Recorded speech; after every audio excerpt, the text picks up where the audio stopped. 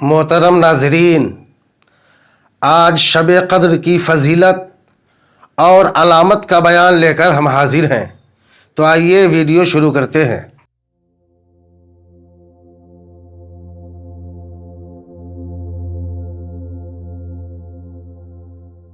دوستو، شب قدر رمضان المبارک کے آخری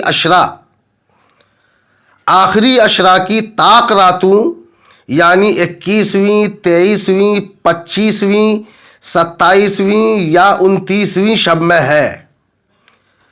جو رات شب قدر ہوتی ہے وہ رات کھلی ہوئی، روشن اور بالکل صاف و شفاف ہوتی ہے۔ اس میں نہ زیادہ گرمی ہوتی ہے اور نہ زیادہ سردی، بلکہ وہ رات معتدل ہوتی ہے۔ اس پوری رات میں شیاطین کو آسمان کے ستارے نہیں مارے جاتے۔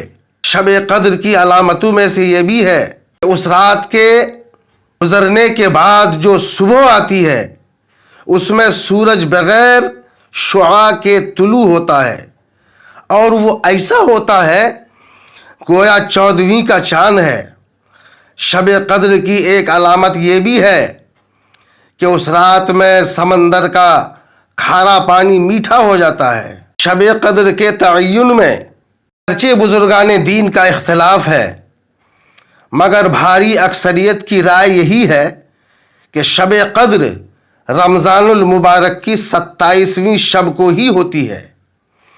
انہی میں سے سیدنا ابی بن کعب، سیدنا غوث اعظم، سیدنا عبداللہ بن عمر، شاہ عبدالعزیز محدث دہلوی رضی اللہ تعالی عنہم اجمعین بھی اسی کے قائل ہیں کہ رمضان المبارک کی 27ویں شب ہی شب قدر ہوتی ہے۔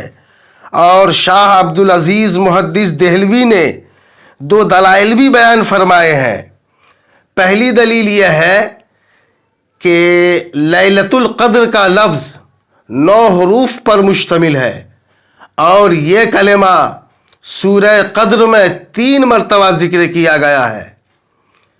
اس طرح 3 کو 9 سے ضرب دینے سے حاصل ضرب 27 آتا ہے، جو اس بات کی طرف اشارہ ہے کہ شب قدر 27 کو ہوتی ہے۔ اور دوسری دلیل یہ ہے کہ سورہ قدر میں 30 کلمات ہیں۔